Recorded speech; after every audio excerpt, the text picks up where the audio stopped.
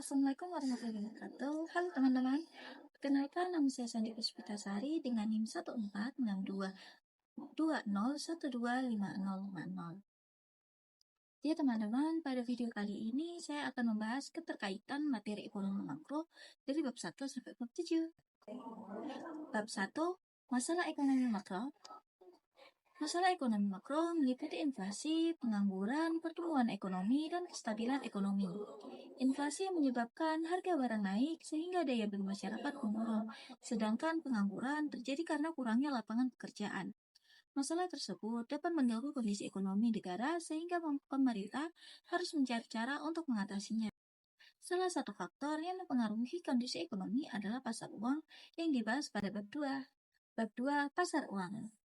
Pasar uang membahas permintaan uang, jumlah uang beredar, dan tingkat suku bunga. Jika jumlah uang beredar terlalu banyak, maka inflasi dapat meningkat. Sebaliknya, jika uang beredar terlalu sedikit, maka kegiatan ekonomi menjadi lambat. Selain itu, tingkat suku bunga juga mempengaruhi investasi dan konsumsi masyarakat. Kondisi pasar uang tersebut akan mempengaruhi permintaan agregat atau pengeluaran agregat yang dibahas pada bab selanjutnya. Bab 3, permintaan agregat dan pengeluaran agregat. Permintaan agregat terdiri dari konsumsi rumah tangga, investasi, pengeluaran pemerintah, dan ekspor neto.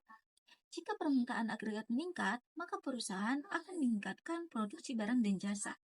Akibatnya, kegiatan ekonomi menjadi lebih aktif dan pendapatan masyarakat meningkat. Namun, jika permintaan agregat menurun, maka produksi perusahaan ikut menurun dan pengangguran dapat meningkat. Hal tersebut berkaitan dengan pasar tenaga kerja. Bab 4, pasar tenaga kerja. Pasar tenaga kerja membahas hubungan antara tenaga kerja, kesempatan kerja, pengangguran, dan upah. Jika produksi meningkat, maka perusahaan membutuhkan lebih banyak tenaga kerja sehingga kesempatan kerja meningkat. Sebaliknya, jika produksi menurun, maka pengangguran meningkat. Karena itu, kondisi pasar tenaga kerja sangat mempengaruhi pertumbuhan ekonomi suatu negara. Untuk menjaga kestabilan ekonomi, pemerintah menggunakan kebijakan moneter. Bab 5, kebijakan moneter. Kebijakan moneter dilakukan oleh Bank Sentral untuk mengatur jumlah uang beredar dan tingkat suku bunga. Tujuannya adalah mengendalikan inflasi, menjaga kestabilan ekonomi. Jika inflasi tinggi, maka suku bunga dapat dinaikkan agar jumlah uang beredar berkurang. Selain kebijaksanaan moneter, pemerintah juga menggunakan kebijaksanaan fiskal. Bab 6, APBN dan kebijaksanaan fiskal. Melalui APBN, pemerintah mengatur pendanaan dan pengeluaran negara. Kebijaksanaan fiskal dilakukan melalui pengaturan pajak dan pengeluaran negara untuk menjaga stabilitas ekonomi.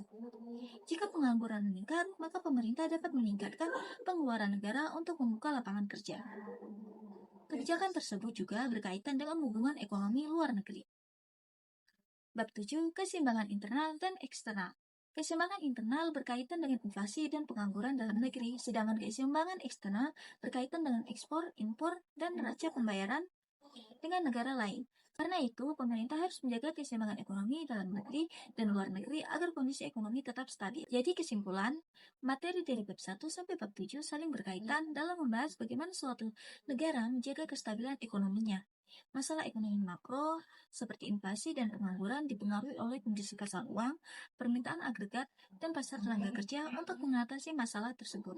Pemerintah menggunakan kebijaksanaan moneter serta kebijaksanaan fiskal melalui APBN. Selain itu, pemerintah juga harus menjaga keseimbangan ekonomi dalam negeri dan luar negeri agar pertumbuhan ekonomi tetap stabil dan kesejahteraan masyarakat dapat meningkat. Sekian video dari saya. Wassalamualaikum warahmatullahi wabarakatuh. Bye-bye.